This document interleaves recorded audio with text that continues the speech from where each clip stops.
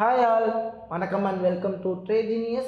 This is Nazir, founder of TRADEGENIUZ. இப்போ பார்த்தீங்க அப்படின்னா ஷேர் மார்க்கெட்டில் ட்ரேடிங்கில் 99.9% ட்ரேடர்ஸ் வந்து சக்ஸஸ் ஆகிறத விட ஃபெயில் தான் ஆகிட்டு இருக்காங்க. அது ஏன், நம்ம என்ன தப்பு பண்ணுறோம், எதனால் ஃபெயில் ஆகும் அப்படிங்கிறதான் இந்த வீடியோவில் பார்க்க போகிறோம். ஸோ இந்த வீடியோவை ஸ்கிப் பண்ணாமல் ஃபுல்லாக பாருங்கள். ஷேர் மார்க்கெட்டுக்குள்ளே வந்தாலே ஃபெயில் ஆகிடுவோம், அது வந்து ஒரு கேம்லிங் கேம் அப்படின்னு சொல்லிட்டு நிறைய பேர் வந்து சொல்லிக்கிட்டே இருக்காங்க. உண்மையே அது வந்து கேம்லிங் கேமா அப்படின்னு ஃபஸ்ட்டு நீங்கள் தெரிஞ்சுக்கங்க. ஷேர் மார்க்கெட் அப்படிங்கிறது it's a bye and sellers travel ஆகக்கூடிய ஏரியா. என்ன ப்ரோ சொல்கிறீங்க அப்படின்னா, சரி ஒரு மார்க்கெட்டில் வந்து ஃபார் எக்ஸாம்பிள் ஒரு வெஜிடபிள் மார்க்கெட்டே எடுத்துப்போம். வெஜிடபிள்ஸ் யாருக்கு வேணுமோ அவங்க மட்டும்தான் அந்த ஏரியாவுக்கு போவாங்க. அப்போது வெஜிடபிள்ஸ் வாங்குறவங்களையும் வெஜிடபிள்ஸ் விற்கிறவங்களையும் கனெக்ட் பண்ணுற ஏரியாவுக்கு பேரான மார்க்கெட். அதேமாதிரி தான் ஷேர் மார்க்கெட்டுமே. ஷேர் மார்க்கெட்டை பொறுத்த வரைக்கும் ஷேர்ஸ் வாங்குறவங்களும் ஷேர்ஸ் விற்கிறவங்களும் இருக்கக்கூடிய மார்க்கெட் தான் ஷேர் மார்க்கெட். ஷேர் மார்க்கெட்டில் வந்து பார்த்தீங்க அப்படின்னா ஸ்டாக் மார்க்கெட் இருக்குது, ஃபாரெக்ஸ் மார்க்கெட் இருக்குது, கிரிப்டோ மார்க்கெட்ஸ் இருக்குது. அப்படிங்கிற மாதிரி டிஃப்ரெண்ட் கேட்டகரியில் மார்க்கெட்ஸ் வந்து இருக்கு.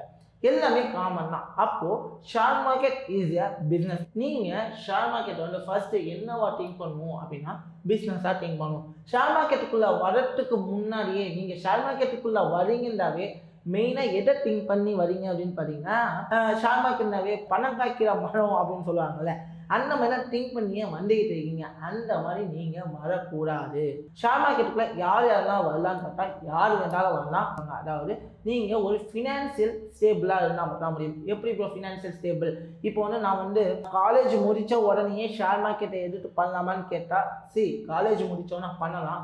பட் அதை வந்து நீங்கள் வந்து ப்ராக்டிஸிங் ஸ்டேஜாக தான் எடுத்து பண்ணணும். ஃபுல் டைமாக நான் காலேஜஸ் முடித்ததுக்கப்புறம் ஸ்டடீஸ் முடித்ததுக்கப்புறம் நான் ஷேர் மார்க்கெட்டை எடுத்து பண்ண போகிறேன் அப்படின்னு நீங்கள் நினச்சிங்கன்னா கண்டிப்பாக ஃபெயிலில் தான் பண்ணுவீங்க. ஏன்னா இப்போ வந்து என்கிட்ட மணியே இல்லை, நல்லா நம்ம வச்சுக்கோங்க, என்கிட்ட மணியே இல்லை, நான் ஷேர் மார்க்கெட்டுக்குள்ளே வரேன்னா என்கிட்ட கிடைக்கிறது கொஞ்சம் மணி தான். வீட்டில் எவ்வளோ கொடுப்பாங்க, நான் ஒரு காலேஜ் முடித்த ஸ்டூடெண்ட்டாக இருக்கேன் அப்படின்னா வீட்டில் எவ்வளோ கொடுப்பாங்க, மேக்ஸிமம் ஒரு 10,000 கொடுப்பாங்க.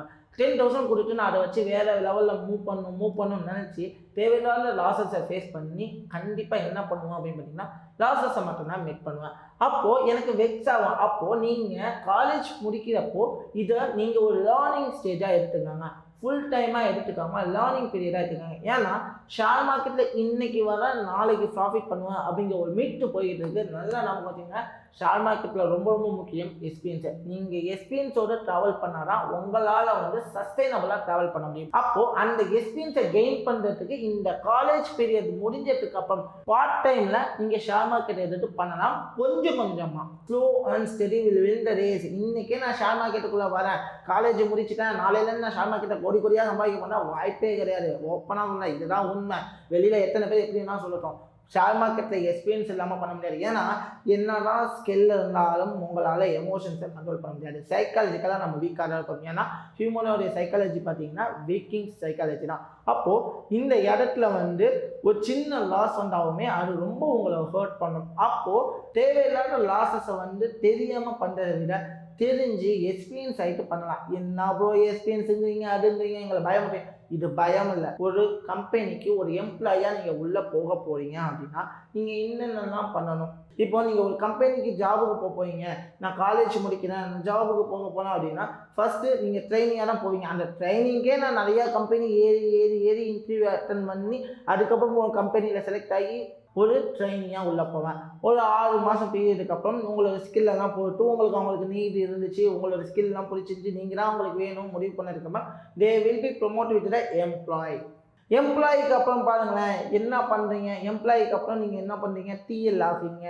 டிஎல் ஆகுக்கு அப்புறம் என்ன பண்ணுறீங்க, மேனேஜர் போஸ்டிங் போகிறீங்க. அதுக்கப்புறம் நிறைய பொசிஷன்ஸ் இருக்குன்னா, பட் இந்த பொசிஷன்ஸுக்கு you can taking the time with 10 to 15 years. அப்போது ஒரு ஜாபு, ஒரு எம்ப்ளாயி, ஒரு டிஎல், ஒரு மேனேஜர், இந்த பொசிஷனுக்கு நான் அப்கிரேட் ஆகவே எனக்கு இவ்வளோ நாள் டைம் இருக்குது அப்படின்னா நான் ஒரு பிஸ்னஸ் பண்ணப்பேன். அப்போது அந்த பிஸ்னஸில் நான் சக்ஸஸ்ஃபுல்லாக ஆகணும் அப்படின்னா இட்ஸ் டேக்கிங் மோர் டைம். இந்த இடத்துல பிஸ்னஸில் சீக்கிரம் சக்ஸஸ் பண்ண முடியாது, அது எல்லாருக்குமே தெரியும். ஃபார் எக்ஸாம்பிள் ஒரு ரெஸ்டாரண்ட்டே நீங்கள் வைக்கிறீங்க அப்படின்னா இன்றைக்கி நீங்கள் ரெஸ்டாரண்ட் வச்சிங்கன்னா நாளைக்கே உங்கள் ரெஸ்டாரண்ட்டுக்கு கூட்டமாக வந்துடுவாங்களா? இல்லைல்ல. Because of you need to be grow your business. அதுக்கு நம்ம என்ன பண்ணணும், ஃபுட்டை வந்து குவாலிட்டியாக கொடுக்கணும். ஃபுட்டை டேஸ்ட்டாக கொடுக்கணும். ஸோ நிறைய விஷயங்களுக்கு உங்களை தேடி கஸ்டமர்ஸ் வரணும். என்னதான் குவாலிட்டி கொடுத்தாலும் டேஸ்ட் எதிர்பார்ப்பாங்களே. அப்போது அந்த டேஸ்ட்டை கொடுக்கறதுக்கு it's taking the more time. அப்போது அதை பற்றி வெளியில் தெரியணும் அப்படின்னா இட்ஸ் டேக்கிங் 1 to 2 years அப்படிங்கிறதா. இப்போது 15 வருஷம் பழமையான ஹோட்டலுக்கும் 1 வருஷம் இப்போ தான் ஹோட்டலில் வச்சுருக்காங்க அவங்களுக்குமே டிஃப்ரென்ஸ் இருக்குல்ல.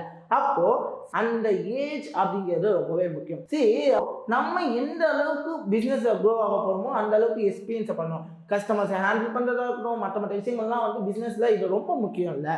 அதே மாதிரி தான் மார்க்கெட்லேயுமே உங்களுடைய ஸ்கில் செட்டை மாற்றி அமைக்கணும். அதுக்கு நான் என்ன பண்ணணும்? எந்த ஸ்கில் இருக்குது, எனக்கு டெக்னிக்கல் அனலைசிஸாக தெரியும், எல்லாமே தெரியும், பட் அப்பவும் நான் ஃபெயில் ஆகிறேன் அப்படின்னா you want to be need understanding the market. ஒரு மார்க்கெட்டோட கண்டிஷன்ஸ், மார்க்கெட்டோட சிச்சுவேஷன்ஸ், ஒரு மார்க்கெட் எப்போ பை ஆகும், எப்போ செல் ஆகும் அப்படிங்கிற ஸ்டெப் பை ஸ்டெப் ப்ரொசீஜர் உங்களுக்கு தெளிவாக தெரிஞ்சாதான், என்னதான் ஸ்கில் இருந்தாலும் உங்களுக்கு மார்க்கெட்டை பற்றின அண்டர்ஸ்டாண்டிங் தெளிவாக தெரிஞ்சால் மட்டும்தான் உங்களால் அந்த இடத்துல கொஞ்சமாக சக்ஸஸ் பண்ண முடியும்.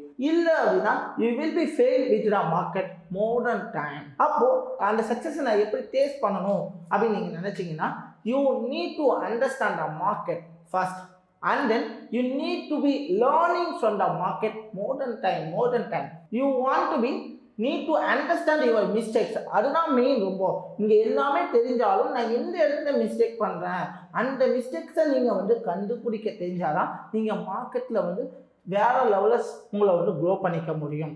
So and then you need to be practising with the market more then time. நீங்கள் ப்ராக்டிஸ் பண்ண தான் உங்களுடைய மிஸ்டேக்ஸுமே லேர்ன் ஆகும். அப்போது நீங்கள் ப்ராக்டிஸ் பண்ணிக்கிட்டே இருக்கும். And then you need to B experience with the market. அப்போது நீங்கள் எக்ஸ்பீரியன்ஸும் பண்ண ஆரம்பிக்கணும். அப்போது இந்த 5 ஸ்டெப்ஸையுமே ஸ்லோ அண்ட் ஸ்டெடியாக நீங்கள் பண்ணி ட்ராவல் பண்ணால் மட்டும்தான் உங்களால் ஒரு சக்ஸஸ்ஃபுல் ட்ரேடராக வர முடியும். ஓகேவா? சக்ஸஸ்ஃபுல் ட்ரேடர் ஆக முடியும் நீங்கள் ஷார்ட் டைமில் வந்தீங்கன்னான்னு கேட்டால் ஓப்பனப்பாக சொல்வேன், நான் ஒரு சக்ஸஸ்ஃபுல் ட்ரேடர் ஆகிறதுக்கு எடுத்துக்கிட்ட டைம் இட்ஸ் 4 years. கண்டிப்பாக சொல்வேன், it's taking the 4 years. So நீங்கள் கொஞ்சமாக மூவ் ஆன் பண்ணி தான் உங்களுடைய எக்ஸ்பீரியன்ஸை க்ரோ பண்ணணும். ஏன்னா நானுமே லாஸ் ஆகி கொஞ்சமாக மேலே வந்தவனா. ஸோ இந்த ப்ராஜெக்ட், இந்த ட்ரேஜினியஸ் அப்படிங்கிறது எடுக்க ஆரம்பிச்சோன்னா நான் பட்ட கஷ்டத்தை நீங்கள் படக்கூடாது அப்படிங்கிறா. இப்போ நான் 4 வருஷம் கஷ்டப்பட்டேன் அப்படின்னா உங்களுக்கு வந்து அவ்வளோ பெரிய டேஸ் எடுக்க போகிறதில்ல. நீங்கள் ட்ரேஜினியஸை அசஸ் பண்ணும்போது கண்டிப்பாக உங்களுக்கான சக்ஸஸ் அப்படிங்கிறது 1 yearலே வந்துடும். ஓகேங்களா? லேர்னிங், அதாவது நல்லா ஞாபகம் வச்சுங்க, நான் மார்க்கெட்டில் ஒரு சக்ஸஸ்ஃபுல் ட்ரேடராக ட்ராவல் பண்ணணும் அப்படின்னா அந்த 0.01% ட்ரேடராக நீங்கள் ட்ராவல் பண்ணணும் அப்படின்னா ஃபஸ்ட்டு நீங்கள் நல்ல ஒரு ஸ்டெப் தெரிஞ்சுக்கணும். லேர்னிங், ப்ராக்டிஸிங், எக்ஸ்பீரியன்ஸ், இந்த 3 விஷயத்தையும் தெளிவாக இருந்தீங்கன்னா கான்ஃபிடென்ட் ஆட்டோமேட்டிக்காக ஜென்ரேட் ஆக ஆரம்பிக்கும். கான்ஃபிடென்ட் ஆட்டோமேட்டிக்காக ஜென்ரேட் ஆச்சுன்னா you will be in the market. எனவே இந்த வீடியோ உங்களுக்கு ரொம்பவே பிடிச்சிருக்கும் அப்படின்னு நம்புகிறேன். இந்த வீடியோ பிடிச்சிருந்துச்சுன்னா ஒரு தம்ஸ் அப் கொடுங்க. இந்த வீடியோவில் நீங்கள் என்னென்னலாம் தெரிஞ்சுக்கிட்டீங்க அப்படிங்கிற கமெண்ட் செக்ஷனில் தெரிய வைங்க. எனவே until then, bye bye, take care.